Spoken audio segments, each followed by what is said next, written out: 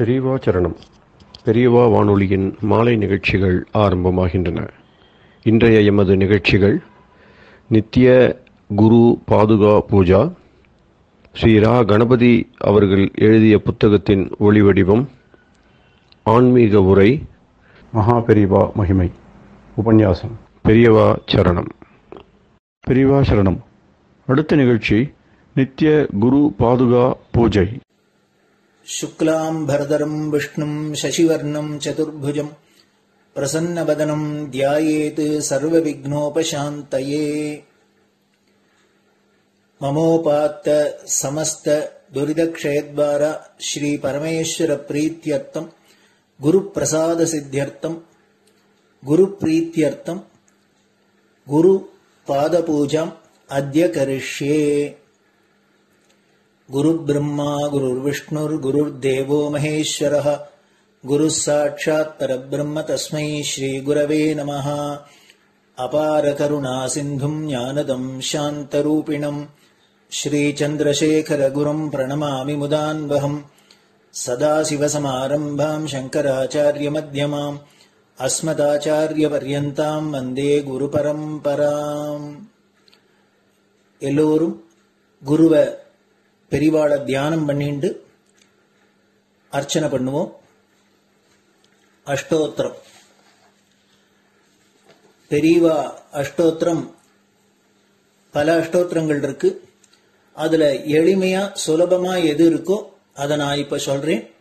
எல்லோரும் இதை கேட்டுண்டே திருப்பி சொல்ல முடிஞ்சுபா சொல்லி சொல்லி பெரிவாளுக்கு பாதத்துல ஒவ்வொரு புஷ்பத்தை அர்ச்சனை பண்ணலாம். ओम श्री कांची कामकोटि पीठाधीश्वराय नमः। श्रीमत् चंद्रशेखरेन्द्र सरस्वती गुरुभ्यो नमः। संन्यासाश्रम शिखराय नमः। काषाय दंडधारिणे नमः। सर्वपीठापहारिणे नमः। स्वामिनाथ गुरवे नमः। करुणासागराय नमः। जगदाकर्षण शक्तिमते नमः। सर्वचराचर हृदयस्थाय नमः। ओम भक्त परिपालक श्रेष्ठाय नमः। धर्म परिपालकाय नमः। श्री जयेन्द्र सरस्वत्याचार्याय नमः। श्री विजयेन्द्र सरस्वती पूजिताय नमः। शिवशक्ति स्वरूपाय नमः। भक्ताभीष्ट प्रदायकाय नमः। ब्रह्मण्य पोषकाय नमः। ब्रह्म विष्णु शिवैक्य स्वरूपाय नमः। कांची क्षेत्रवासाय नमः। कैलाश शिखरवासाय नमः। स्वधर्म परिपोषकाय नमः। चातुर्वर्ण संरक्षकाय नमः। लोकरक्षण संकल्पाय नमः। ओम ब्रह्मनिष्ठापराय नमः। सर्वपापहराय नमः। धर्मरक्षक संतुष्टाय नमः। भक्तार्पितधन स्वीकर्त्रे नमः। सर्वोपनिषत् सारज्ञाय नमः। सर्वशास्त्रगम्याय नमः। सर्वलोक पितामहाय नमः। भक्ताभीष्ट प्रदायकाय नमः। ब्रह्मण्य पोषकाय नमः। नानाविध पुष्पार्चितपदाय नमः। रुद्राक्ष क्रीडधारिणे नमः। भस्मोद्दोलित विग्रहाय नमः। सर्वज्ञाय नमः। सर्वचराचर व्यापकाय नमः। अनेक शिष्य परिपालकाय नमः। मनश्चाञ्चल्य निवर्तकाय नमः। अभयहस्ताय नमः। भयापहाय नमः।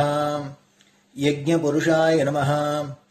यज्ञानुष्ठान रुचिप्रदाय नमः। यज्ञसम्पन्नाय नमः। यज्ञसहायकाय नमः। यज्ञफलदाय नमः। यज्ञप्रियाय नमः। उपमानरहिताय नमः। स्फटिक तुलसी रुद्राक्ष हारधारिणे नमः। चातुर्वर्ण समदृष्टये नमः। ऋग्यजुस्साम अथर्वणादि चतुर्वेद संरक्षकाय नमः। தட்சிணாமூர்த்தி ஸ்வரூபாய நமஹ. ஜாக்ரத் ஸ்வப்ன சுஷுப்தி அவஸ்தாதீதாய நமஹ. கோட்டி சூரிய துல்லிய தேஜோமே ஷரீராய நமஹ. சாது சங்க சம்ரக்ஷகாய நமஹ. அஸ்வகஜ கோபூஜா நிர்வர்த்தகாய நமஹ. குருபாதுக பூஜா துரந்தராய நமஹ. கனகாபிஷிக்தாய நமஹ. ஸ்வர்ண பில்வதள பூஜிதாய நமஹ. சர்வஜீவ மோக்ஷதாய நமஹ. மூக வாக்தான நிபுணாய நமஹ. நேத்ர தீக்ஷாதானாய நமஹ. द्वादशलिंग स्थापकाय नमः. गान रसप्रियाय नमः. ब्रह्मज्ञानोपदेशकाय नमः. सकलकलासिद्धिताय नमः. चातुर्वण्यपूजिताय नमः. अनेकभाषा संभाषण कोविताय नमः. अष्टसिद्धिप्रदायकाय नमः. ओम श्री शारदामठ सुस्थिताय नमः. नित्यान्नदान सुप्रीताय नमः. प्रार्थना मात्र सुलभाय नमः. पादयात्रा प्रियाय नमः. नानाविध मतपंडिताय नमः. श्रुति स्मृति पुराणज्ञाय नमः. देव यक्ष किन्नर किंपुरुष पूज्याय नमः. श्रवणानंदकर कीर्तये नमः. दर्शनानंदाय नमः. अद्वैतानंद भरिताय नमः. अव्याच करुणामूर्तये नमः. शैव वैष्णवादि मान्याय नमः. श्री शंकराचार्याय नमः. दंड कमंडलूहस्ताय नमः. वीणा मृदंग सकलवाद्य नाथस्वरूपाय नमः. रामकथा रसिकाय नमः. वेद वेदांग आगमादि सकलकला सतस्प्रवर्तकाय नमः. हृदय गुहाशयाय नमः. शतरुद्रीय वर्णितस्वरूपाय नमः. केदारेश्वरनाथाय नमः. अविद्यानाशकाय नमः. निष्काम कर्मोपदेशकाय नमः. लघुभक्ति मार्गोपदेशकाय नमः. लिंगस्वरूपाय नमः. सालग्राम सूक्ष्मस्वरूपाय नमः. कालड्यां शंकर कीर्तिस्तंभ निर्माणकर्त्रे नमः. जितेन्द्रियाय नमः. शरणागत वत्सलाय नमः. श्रीशैल शिखरवासाय नमः. डमरुकनाद विनोदाय नमः. वृषभारूढ़ाय नमः. दुर्मद नाशकाय नमः. आभिचारिक दोषहर्त्रे नमः. मिताहाराय नमः. मृत्युविमोचक शक्त्याय नमः. श्री चक्रार्चन तत्पराय नमः. दासानुग्रह कारकाय नमः. अनुराधा नक्षत्र जाताय नमः. सर्वलोक ख्यातशीलाय नमः. वेंकटेश्वर चरण पद्म षट्पदाय नमः. श्री महात्रिपुर सुंदरी समेत श्री चंद्रमौलीश्वर पूजा प्रियाय नमः. श्रीमच्चंद्रशेखरेन्द्र सरस्वती सद्गुरु परब्रह्मणे नमः. गुरुभ्यो नमः. परमगुरुभ्यो नमः. परमेष्टिगुरुभ्यो नमः. परात्परगुरुभ्यो नमः. गुरुपरम्पराभ्यां नमः. गुरुपादुकाभ्यां नमो नमः. அடுத்தது ஊதுபத்தி இருந்தா அதை காமிச்சு தூபம், நெய் தீபம் இருந்தா காமிச்சு அதை நெய் தீபம் தீபம் காமிச்சுட்டு நைவேத்தியம் நைவேத்தியம் வெத்தலைப்பாக்கு பழம் இதுலேருந்து ஆரம்பிச்சு அவளுக்கு எது சௌரியமோ அதுபடி நைவேத்தியம் பண்ணலாம். அதுக்கு அடுத்தது கற்பூர ஹாரத்தி பண்ணி எல்லோரும் பிரதட்சிண நமஸ்காரம் பண்ணி பெரியவாள்கிட்ட பிரார்த்தனை பண்ணிண்டு எல்லோரும் க்ஷேமமா இருக்கணும், லோகம் பரம மங்களமா சௌக்கியமா இருக்கணும், எல்லோரும் வியாதி வெக்க இல்லாத ஆயுராரோக்கிய ஐஸ்வர்யத்தோட சாந்தம் அமைதியோட ஞான வைராக்கியத்தோட எல்லோரும் நல்லவர்களாயிருந்து நன்மையை அடையணும்னு பிரார்த்தனை பண்ணி இந்த பூஜையை தினம் செய்யலாம். குரு பிரம்மா குரு விஷ்ணுர் குரு தேவோ மகேஸ்வரः குருः சாட்சாத் பரபிரம்ம தஸ்மை ஸ்ரீ குரவே நமः. அபார கருணா சிந்தும் ஞானதம் சாந்தரூபிணம் ஸ்ரீசந்திரசேகர குரும் பிரணமாமி முதான்வகம். சதாசிவசமாரம்பாம் சங்கராச்சார்ய மத்யமாம் அஸ்மதாச்சார்ய பர்யந்தாம் வந்தே குரு பரம்பராம். குரு பாத பூஜை நிறைவடைஞ்சது. பெரியவா சரணம். பெரியவா சரணம். பெரியவா வானொலியில் நேயர்கள் அடுத்து கேட்க இருப்பது ஸ்ரீ ரா கணபதி அவர்கள் எழுதிய புத்தகத்தின் ஒளி வடிவம்.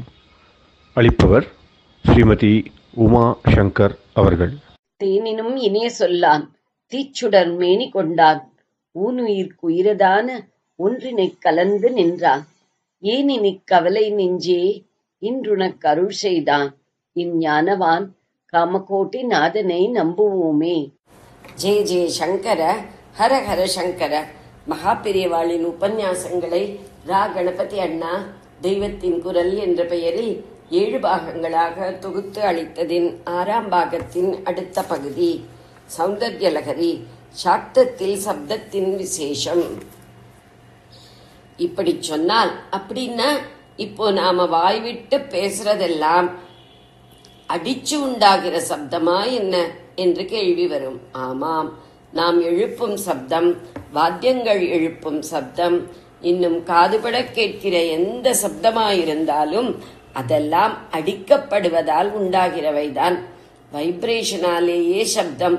வைப்ரேஷன் என்பது ஹிருதயம் அடித்துக் கொள்கிற ஹார்ட் பீட் என்கிற மாதிரியான ஒன்றுதான்.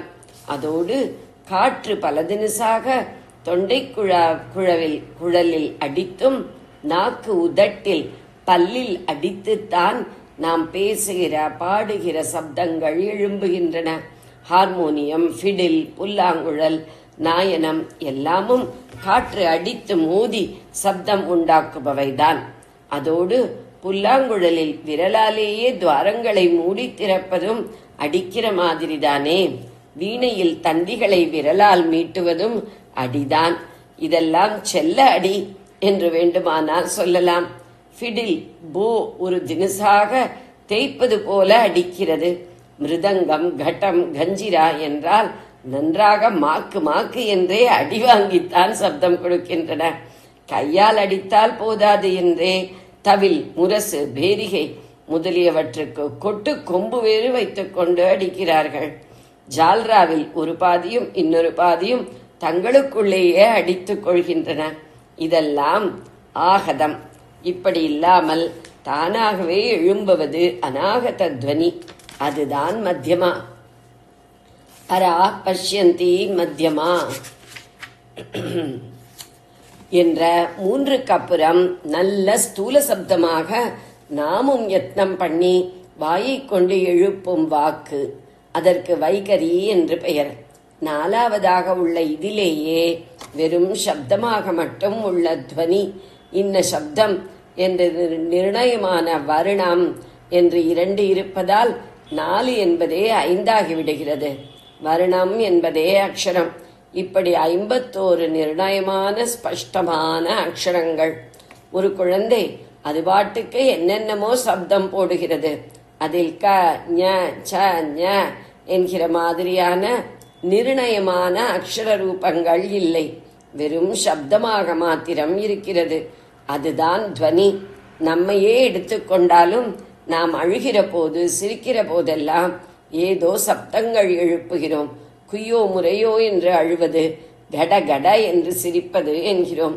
ஆனால் வாஸ்தவத்தில் கூயோ என்றோ கட என்றோ உள்ள அக்ஷரங்களை சொல்லி நாம் அழுது சிரிப்பதில்லை.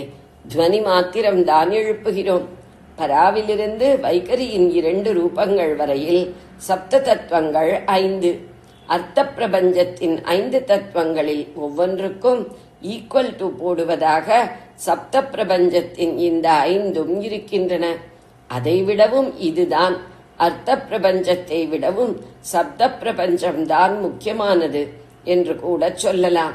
இந்த வைப்ரேஷன்களால் தான் அந்த அர்த்த பிரபஞ்ச வஸ்துக்களே உண்டாவதால் முடிவாக உண்டாகிற ஸ்தூல லோகத்தில் உள்ள ஸ்தூல வஸ்துக்களுக்கு என்ன பெயர் சொல்கிறோம்? பதார்த்தம் என்றே சொல்கிறோம். பாமர ஜனங்களும் கூட கடைக்கு போய் பதார்த்தம் வாங்கியாந்தேன் என்கிறார்கள். ஸ்தூல வஸ்துவை பதார்த்தம் என்பது இதிலிருந்து தெரிகிறது. பத அர்த்தம் என்றால் சொல்லின் பொருள் என்றே அர்த்தம். பதம் சொல் என்பது சப்த பிரபஞ்சம்தான். அதிலிருந்து பொருள் உருவில் ஸ்தூலமான வஸ்துவாக உண்டாவதுதான் அர்த்தம். அர்த்த பிரபஞ்சம் என்பது சப்தமாகிற சொல்லுக்கு உள்ளே இருக்கிற அர்த்தம்தான், மீனிங் தான். அம்பாள் தினுசு தினுசாக என்னென்னவோ மாயா விசித்திரங்கள் பண்ணுவதில் பஞ்சபூத தத்துவங்களாக குண்டலினி சக்கரங்களில் உள்ள போது எப்படி இருக்கிறாளோ அதற்கு தலைகீழாக அவற்றிலே சப்தத்தின் 5 பரிணாமங்களாக உள்ள போது இருக்கிறாள். அடி மூலாதார சக்கரத்தில் ரொம்பவும் ஸ்தூலமான பிருத்வி தத்துவமாகவும், அப்புறம் அப் தேஜஸ் வாயு என்றும் சூக்ஷ்மமாக ஆகிக்கொண்டே போய் நெஞ்சாங்குழியில் உள்ள விஷுத்தி சக்கரத்தில் ஆகாசமாக அங்கே இருக்கிறாள். இங்கே சப்த பிரபஞ்சத்திலோ மூலாதாரத்தில் தான் ஆகாசத்தில் இருக்கும் பராவாக்காக இருக்கிறாள். அது அதிசூக்ஷ்மம். நெஞ்சாங்குழியிலேயே ஸ்தூல சப்தமான வைகரி ஆகிறாள். வெளிப்பட பேசி கேட்கிற ஸ்தூல சப்தம் என்பதால் இது மட்டம் என்று ஆகாது. இந்த 51 அக்ஷரங்களுக்கு மாத்ருகைகள் என்றே பேர். மாத்ருகை என்றால் தாயார்தான். பெரிய அந்தஸ்து அம்மாவாக மகாராஜ்ஞியாக இருந்தால் மாதா. அவளே நம்மோடு சமானமாக கலந்து பழகும் அன்பான குட்டி அம்மாவாக வந்தால் மாத்ருகா. மாத்ருகா வர்ணரூபிணி என்பதாக அந்த மகாராஜ்யையே இந்த வர்ணங்களின் உருவமாக சகஸ்ரநாமம் காட்டிக் கொடுக்கிறது. சர்வ வர்ணாத்மிகே என்று ஷியாமளா தண்டத்தில் காளிதாசன் சொல்கிறார். குண்டலினி சக்கரக்கிரமத்தில் பிருத்திவியை அடுத்து தேஜஸும் அதற்கப்புறம் அப்பும் வரும். சாக்த தந்திரத்தில் ரொம்பவும் முக்கியத்துவம் கொண்ட சப்த பிரபஞ்சத்திற்குத்தான் அக்ஷமாலையும் புஸ்தகமும் அடையாளமாயிருக்கின்றன. 51 மாத்ருகைகளுக்காக அத்தனை மணி கோத்தது அக்ஷமாலை. நாமாவாக இல்லாமல் பீஜம் என்ற சுத்தாட்சரங்களாலேயே தான் ஸ்ரீவித்யா மந்திரங்கள் எல்லாம் அமைந்திருக்கின்றன. அதாவது சாக்ஷாத் பரதேவதை இப்படி சப்த ரூபம் கொண்டிருக்கிறாள். அதோடு மந்திர ஜபம் என்ற அபியாசத்தில் இந்த பீஜாட்சரங்களை அனுசந்தானம் பண்ணுகிறவனுக்குள்ளும் அந்த சப்த ரூபத்தில் பிரசன்னமாகி அனுகிரகம் செய்கிறாள். பெரிய அனுகிரகம் அந்த சப்தங்களினால் உண்டாகும்.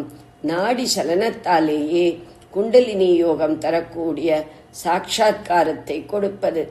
அது தவிர நாம் பிரார்த்திக்கும் இதர காமிதார்த்தங்களையும் விரும்பிய பொருட்களையும் மந்திர அபியாசத்தாலேயே பெறுகிறோம்.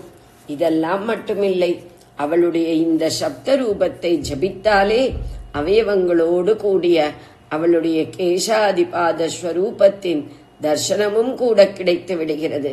இப்படி இகபரங்களில் சகலத்தையும் சாதித்து தருவதாக சப்த பிரபஞ்சத்தில் அவள் லீலை நடக்கிறது.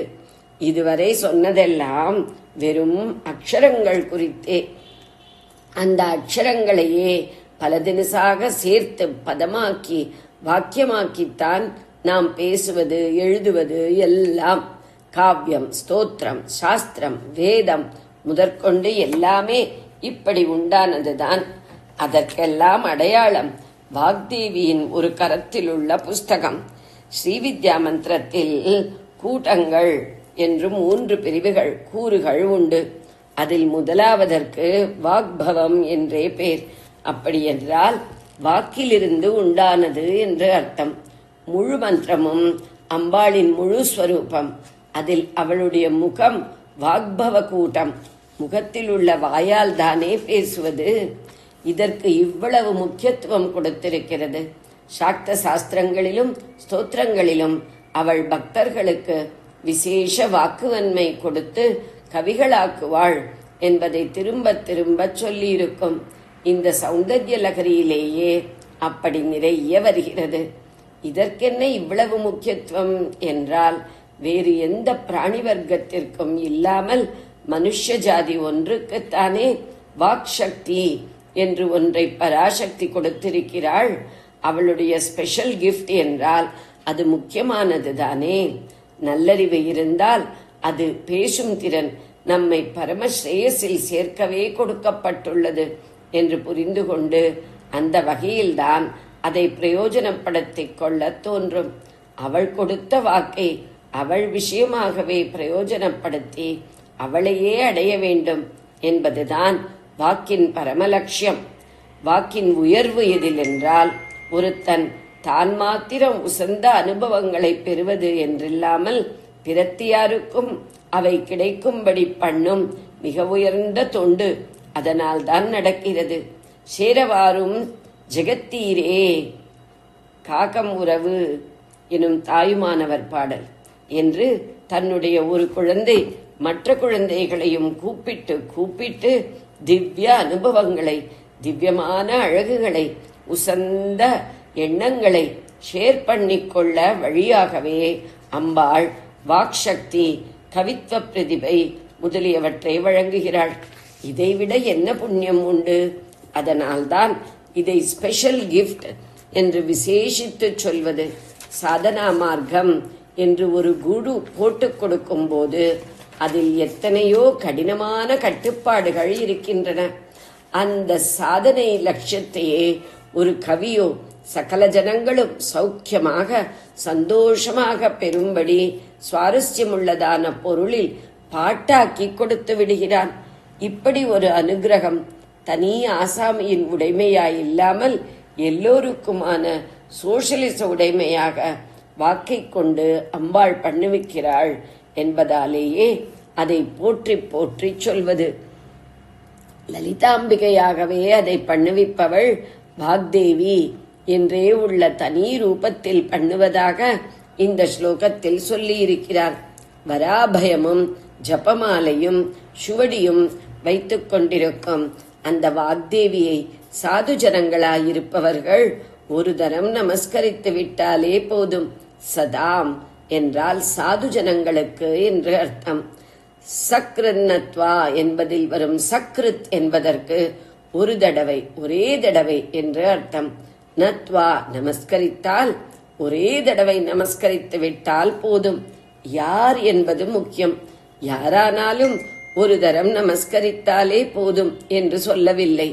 சாதுக்களாக, அதாவது உயர்ந்த சீலங்கள் உள்ளவர்களாக இருப்பவர்கள்தான் ஒரு நமஸ்காரம் பண்ணினாலும் போதும்.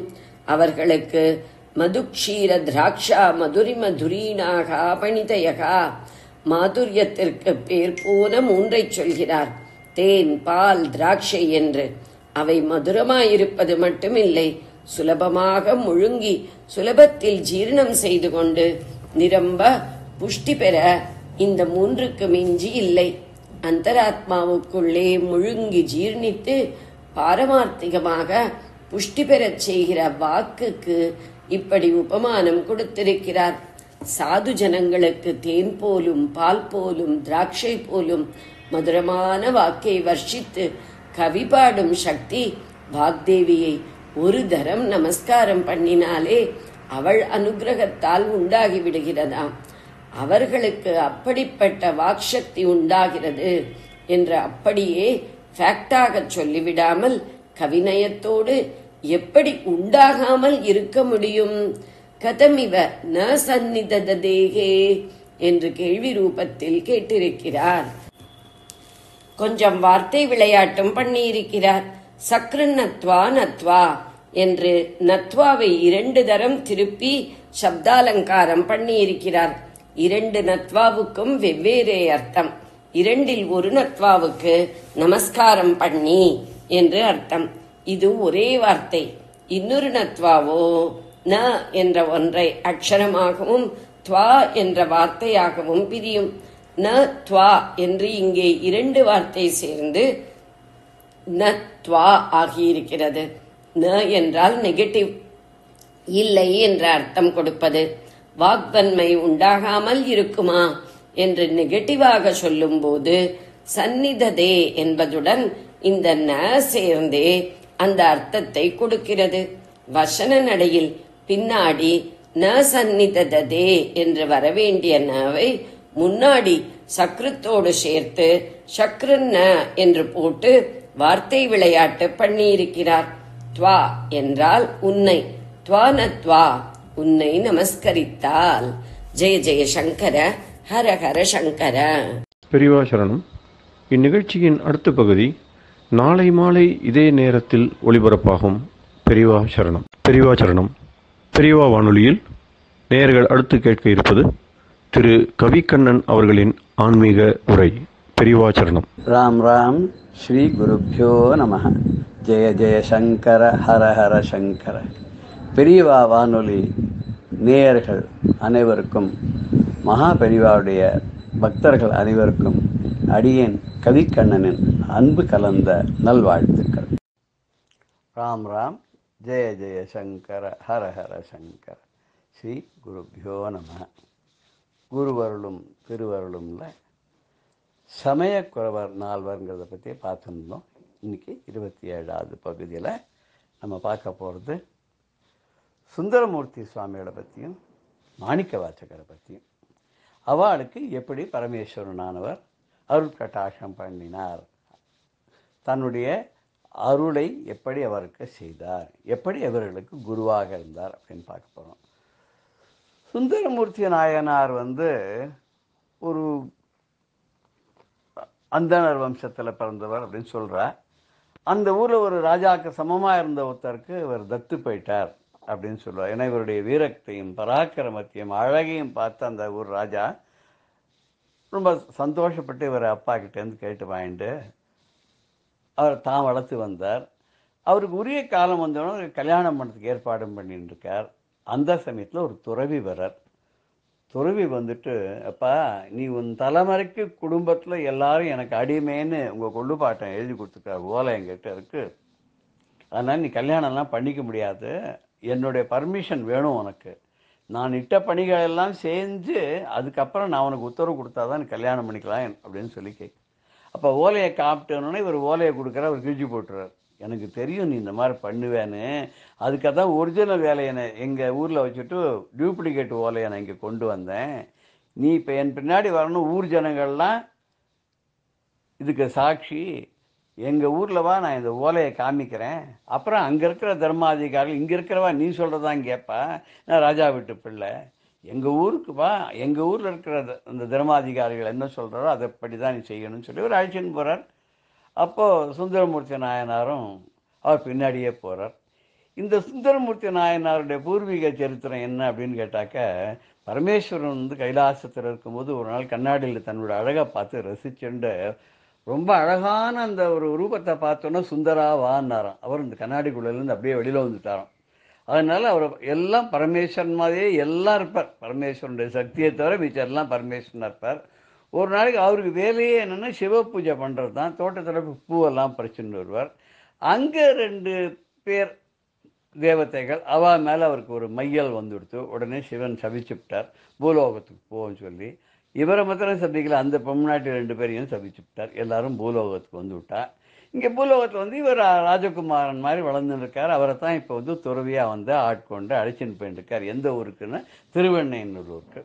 அங்கே போய் கோயிலுக்குள்ளே போனோன்னா மறைஞ்சு போய்றார். மறைஞ்சு போனோன்னு சுந்தரமூர்த்தி நாயனார் ஏ பித்தா அப்படின்னு கூப்பிட்றார். வைத்தியக்காரா, என் கல்யாணத்தை நிறுத்தி என்னை கூட்டின்னு வந்துட்டு இங்கே வச்சு இந்த மாதிரி பண்ணுறேன், நீ மறைஞ்சு வேற போயிட்டியே, ஏ பித்தா வெளியில் வா, எங்கே உன்னோட ஆளெல்லாம் நியாயம் சொல்கிறதுக்கு எங்கே, அந்த ஒரிஜினல் ஓலை எங்கே அப்படி இப்படின்னா. அப்புறம் பார்த்தார் அவர் அந்த முதல்ல உள்ள மறையறதுக்கு முன்னாடியே அங்கே இருக்கிற பஞ்சாயத்துக்காரால்ட்டெல்லாம் அந்த ஒரிஜினல் ஓலைன்னு ஒன்று காமிச்சா, அதில் பார்த்தா என் தலைமுறைக்கு என் குடும்பத்தில் வர வம்சாவளி எல்லாம் உனக்கு அடிமைன்னு அவர் எழுதி கொடுத்ததாக இந்த சுந்தரமூர்த்தி நாயனோட கொள்ளு தாத்தாவை யாரோசர் எழுதி கொடுத்த ஓலை ஒன்று காமிக்கிறார். வேறு வழி இல்லை, அவர் வேற மறைஞ்சும் போயாச்சு. இப்போ என்ன பண்ணுறது, கத்துறார். உடனே சிவபெருமான் காட்சி கொடுக்குறார். காட்சி கொடுத்து, சுந்தரா நீ யாருன்றதை உனக்கு நினைவுபடுத்த பாருன்னு அவருக்கு பூர்வ இதெல்லாம் ஞாபகம் வருது. என்னை பாடுறதுக்காக உன்னை பூலோகத்துக்கு அனுப்பிச்சேன், நீ அங்கே பண்ண தப்புக்கு சாபமாக உன்னை பூலோகத்துக்கு அனுப்பிச்சு என்ன பாட சொல்லி முக்தி அடையறதுக்கு உனக்கு வழி பண்ணா, இங்கே வந்து நீ சம்சாரத்தில் மாட்டிட்டு இருக்கேன். நீ வந்து நிறைய என்னை பற்றி பாடு, ஊர் ஊராக போய் எல்லாம் பண்ணு, உரிய காலத்தில் நானே உனக்கு 1க்கு 2 கல்யாணம் பண்ணி வைக்கிறேன் அப்படின்னு சொல்லிடுறார். அது பிரகாரமே சுந்தரமூர்த்தி நாயனாருக்கு 2 பேர் கல்யாணம் பண்ணிக்க. 2 பேர் இல்லை, யார் அந்த 2 பேர்? அந்த கைலாசத்தில் இருந்தாலே அவள் 2 பேர் இங்கே பறவை நாச்சியார், சங்கிலி நாச்சியார் அப்படின்ற பேரில் அவள் 2 பேர் இருக்கா. இப்போ இது கல்யாணம் குர்த்தனம் பண்ணார், அதெல்லாம் விட்டுடுவோம். ஆனால் இவருக்கு எப்படி அருள் பண்ணார் சிவன் குருவாக இருந்துங்கன்னா, அங்கே பார்த்தோம் நாவுக்கரசருக்கு சூளை நோயை கொடுத்தார்னு, சம்பந்தருக்கு பாலை கொடுத்தார்னு. இவருக்கு என்ன கொடுத்தார் தெரியுமோ? ஓலையை கொடுத்தார். உன்னுடைய மூதாதையர் கொடுத்த ஓலைன்னு ஒரு ஓலையை காமிச்சு இவர் ஆட்கொண்டார் இல்லையா. அதுக்கப்புறம் சுந்தரமூர்த்தி நாயனார் ரொம்ப க்ளோஸ் ஆகிட்டார். சுந்தரமூர்த்தி நாயனார் சிவபெருமானுக்கு ஃப்ரெண்டு அப்படின்பா. எப்படி அர்ஜுனன் வந்து கிருஷ்ணனுக்கு ஃப்ரெண்டோ அந்த மாதிரி உற்ற நண்பன். அதனால சிவபெருமான் என்ன கூப்பிட்டா வா உட்காருனா உட்காருவார், நில்லுன்னு நிற்பார், என்ன சொன்னாலும் செய்வார். நான் இந்த பறவை நாச்சியாரை நான் விரும்புகிறேன், இவரை கல்யாணம் பண்ணிக்க போகிறேன்னா அவகிட்ட தூது போனாராம், போய் இவருக்கு கல்யாணம் பண்ணி வச்சாராம். அதே மாதிரி சென்னைக்கு பக்கத்தில் ஒரு இடத்துல சங்கிலி நாச்சியாரை கல்யாணம் பண்ணிக்கிறதுக்கு அதுலேயும் ஏதோ ஒரு மாதிரி ஒரு சூது பண்ணி தான் வந்து அவள் வந்து என்னை விட்டுட்டு என்றைக்கும் போகக்கூடாதுன்னு சத்தியம் வாங்கிக்கிறாள். அந்த சத்தியம் வாங்கிக்கிற போது பரமேஸ்வரன் சாட்சியான்னு அவர் கேட்கும்போது இவர் பரமேஸ்வரன் சொல்லி இன்றைக்கி மாத்திரம் நீ இங்கே இருக்காத, மரத்தடிக்கு போய்டுன்னு. பரமேஸ்வரன் என்ன பண்ணுறாரு, அவன் கனவுலையும் போய் நாளைக்கு நான் உள்ளே இருக்க மாட்டேன், மரத்தடியில் இருக்க சொல்லி சுந்தரம் சொல்லியிருக்கான், நீ அங்கே சத்தியம் பண்ணி சொல்லுன்னு சொல்லி அங்கே வந்து வாங்கி. இப்படி பரமேஸ்வரன் விளையாட்டெல்லாம் பண்ணியிருக்கார். சத்தியத்தை மீறி போனால் அவனுக்கு கண்ணு போயிடும் அப்படின்னு சொல்லி சங்கிலி நாச்சியார் சொல்கிறார். இவர் கொஞ்ச நாள் அவரோட வாழ்ந்தவர் திடீர்னு பறவை நாச்சியார் ஞாபகம் வந்து வருது, ஊருக்கு கிளம்புறார். கிளம்பி போகிறதுனால பாதி வழியில் அவருக்கு ஒரு கண்ணு போய்டுறது. அப்புறம் இப்போ சுவாமியை நோக்கி பாடுறார். எப்படி அருணகிரிநாதர் பாடினார் இல்லையா, பாழ்வாழ்வேனும் படுமாயே வீழ்வாய் என என்னை வீழ்த்தனையே தாழ்வானவை செய்தனதாம் உள்வோ வாழ்வாய் இனி நீ மயில்வாகன்னு சொன்னார் இல்லையா. அது மாதிரி இவரும் வந்து எனக்கு வந்து இப்படி ஒரு கொடுமையெல்லாம் பண்ணிட்டியே, கண்ணை அவிச்சுட்டியே, நீயாவது நல்லாரு வாழ்ந்து போவீரே அப்படின்னு சொல்லி பாடிட்டார். 10 பாட்டோ இன்னும் பாடியிருக்கார். பாடினோடனே அவருக்கு வந்து திருவையாறுலையோ என்னவோ போகும்போது ஒரு கண் வந்து கொடுத்து, அப்புறம் ஒரு மாதிரி தர மாதிரி திருவாரூருக்கு போய்டுறார். ஊர் திருவாரூர் தானே, அவருக்கு வந்து ஆரூரன்னு பேர். திருவாரூரில் பிறந்ததுனால அவருக்கு ஆரூர்காரன். இப்போலாம் நிறைய பேர் வச்சுக்கிறாளே, அந்த ஊர் பேர் தானே எல்லாரும் வச்சுக்கிறா, இந்த ஊர்க்காரர் அந்த ஊர்க்காரன்னு சொல்கிற மாதிரி இவருக்கு அந்த காலத்துலேயே ஆரூரன் பேர். அந்த திருவாரூருக்கு போனால் அங்கே வந்து பரமேஸ்வரன் மேலே பாடுறார்.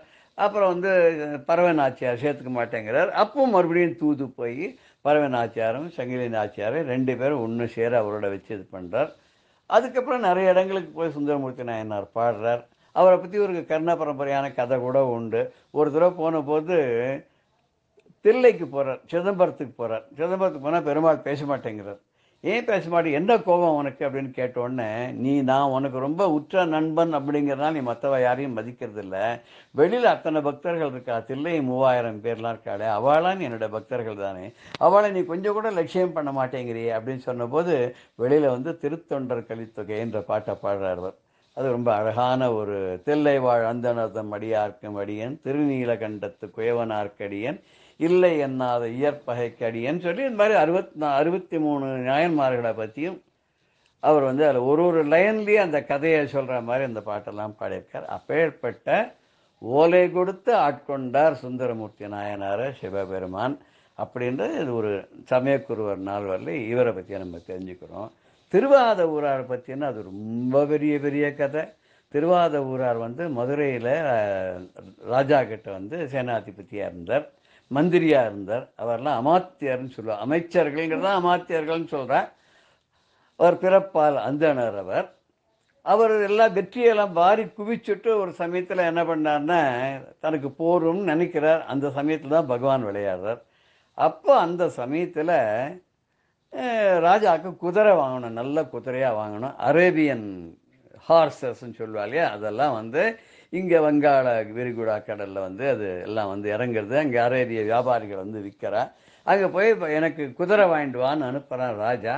இவர் அங்கே போகிற வழியில் வந்து திருப்பெருந்துறைன்ற ஊர் அதெல்லாம் பார்த்துன்னு போகிறாங்க. சிவன் கோயிலெலாம் ரொம்ப சித்திரமாக இருக்குது. இவர் சிவன் கோயிலுக்குள்ளே போய் உள்ளே சுற்றி வரும்போது அங்கே ஒரு மரத்தடியில் ஒரு சிவபெருமான் வந்து ஒரு குருவாக உட்கார்ந்துருக்கார். இவர் அங்கே போனோன்னே அவரால் ஈர்க்கப்பட்டு அவர் போய் நமஸ்காரம் பண்ணுறார். பண்ணோன்னே தன்னுடைய காலை ஒரு தலையில் வச்சு தீட்சை கொடுக்குறார். அங்கே பாலை கொடுத்தார், ஓலை கொடுத்தார்னா சொன்னோம், சூலை கொடுத்தார்னு சொன்னோம்ல, இங்கே இவருக்கு காலை கொடுத்து ஆட்கொண்டார். கால் தலையில் வச்ச உடனே இவருக்கு வந்து பெரிய சிவபக்தி வந்து திரும்பிச்சு. எல்லாம் போடா அப்படின்னு விட்டார். உடனே தான் கொண்டு வந்த பணத்தெல்லாம் வச்சு அந்த கோவிலை புனருத்தாரணை பண்ணார். இந்த செய்தி கேட்டோன்னே ராஜா கோபம் வந்துடுத்து. குதிரை வாங்க கொடுத்த பணத்தை கொண்டு போய் இந்த கோவில் கட்டிவிட்டான்னு சொல்லி ஜெயிலில் போட்டார். இவருடைய பெருமை தெரிய வைக்கணுன்றதுக்காக ராஜா என்ன பண்ணான்னாக்க, இந்த இவர் ஜெயிலில் போட்டான். சிவபெருமான் உடனே என்ன பண்ணார், காட்டில் இருக்கிற நரியெல்லாம் பிடிச்சிட்டு வந்து எல்லாத்தையும் குதிரையாக்கி தான் குதிரை வியாபாரின்னு சொல்லி வந்து எல்லா குதிரைகளுக்கும் பணம் கொடுத்துட்டார் மாணிக்க வாசகர். அவரை வந்து நீ விடுதலை பண்ணு, இந்த அவனுக்கு குதிரைகள் கொடுக்குறார். உடனே ராஜா மன்னிப்பு கேட்டு எல்லா குதிரையும் லாயத்தில் கட்டுறான். அத்தனை குதிரைகளும் ராத்திரி வந்து எல்லா பரிகளும் நரிகளாக மறுபடியும் மாறி ஊழையிட ஆரம்பிச்சு விடுது. பார்த்தா மறுநாளைக்கு ரிலீஸ் பண்ணுறது தான் திருவாத ஊரார், அதாவது வாதவூருங்கிற ஊரை சேர்ந்தவர் திருவாத ஊரார். அவர் தான் மாணிக்க வாசகர். அந்த மாணிக்க வாசகர் என்ன பண்ணா அப்படின்னு சொன்னாக்க, சரி இவர் இனிமேல் ரிலீஸ் பண்ணக்கூடாது, எனக்கு தண்டனை ஜாஸ்தி பண்ண நினைக்கும் போது சிவபெருமான் பண்ணார், வைகையில் வெள்ளத்தை வர வச்சுட்டார்.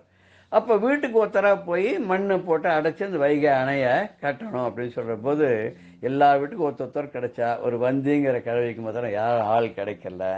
அவள் புட்டு வியாபாரம் பண்ணுறவோ. சிவபெருமானே அங்கே வந்தார். உதிர்ந்த புட்டெல்லாம் எனக்கு கொடு, நான் உனக்காக வேலை செய்கிறேன்னார். ஆனால் கூலியை முதல்லையே கொடுத்துடணும்னு வாங்கிட்டார் கான்ட்ராக்டில். கூலி அத்தனையும் சாப்பிட்டு போய் படுத்துன்னு தூங்கி போயிட்டார். ராஜா வந்து 5 மணிக்கு வந்து பார்க்குறான், எல்லா இடமும் அடைச்சிருக்கு, இந்த வந்தியனுடைய இடம் மாத்திரம் அப்படியே இருக்குது. என்னன்னு பார்த்தா இந்த கூலிக்காரன் படுத்துன்னு தூங்குறானே அவன் தான்.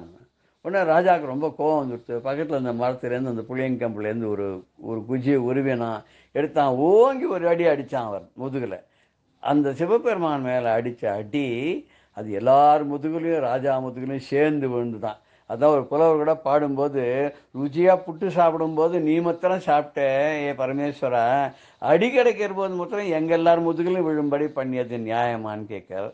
அப்போ அவருடைய பெருமை தெரிஞ்ச உடனே ஒரு கூட மண்ணை மாத்திரம் எடுத்து அந்த பரமேஸ்வரன் வந்து கூலியாளாக வந்து என்ன பண்ணால் தூக்கி அந்த அணை இது மேலே போட்ட உடனே அணை சரியாயிடுது. திருவாத ஊராருடைய பெருமை அவனுக்கு தெரியறதுக்காக தான் நான் இப்படி பண்ணினேன், நான் பண்ண திருவிளையாடல் தான் அது, அவரை ரிலீஸ் பண்ணுன்னு சொல்லிட்டு போயிட்டாருன்னுவா. அதுக்கப்புறம் ராஜா காலில் வந்து நீங்கள் மறுபடியும் எங்ககிட்ட மந்திரியாக இருக்கணும் போது திருவாத ஊராரான மாணிக்க வாசகர் அதெல்லாம் வேண்டாப்பா, இனிமேல் எனக்கு போகிறோம், பட்டதெல்லாம் போரும் அப்படின்ற மாதிரி சொல்லிவிட்டு என்னை விட்டுடு, நான் போய் எங்கள் ஊர்லேயே இருந்துட்டு நான் கோவில் கைங்கரியங்கள்லாம் பண்ணிட்டு இருக்கேன் அப்படின்னு சொல்லிட்டு. அதுக்கப்புறம் நிறைய பெருமாள் மேலே சுவாமி வேறு நிறைய எழுத ஆரம்பித்தார். அவர் எழுதுனது தான் வந்து சிவபுராணம் எல்லாம். இது என்ன ஒரு பெருமை அப்படின்னு திருவாசகம்னு சொல்லுவா. அவரோட திருவாசகத்துக்கு இணை ஒரு வாசகம் இல்லைன்னு சொல்லுவா. திருவாசகம் இவர் சொல்ல சொல்ல நடராஜ பெருமானே அது எழுதினதாகவும் இன்று அவர் தன் கையில் அந்த ஓலைச்சுவடியை வைத்து கொண்டிருக்கிறதாகவும் அதுக்கு பரிசாக சிவபெருமான் திருவாத ஊராரை தன்னுள் ஜோதியாக சேர்த்து கொண்டார் அப்படின்னு கூட ஒரு கதை இருக்குது. இன்றைக்கும் போனான்னு சிதம்பரத்தில் தில்லை நடராஜருக்கு பாதத்துக்கிட்ட திருவாத ஊராருடைய சின்ன சிலையும் இருக்கிறதா சொல்வார்.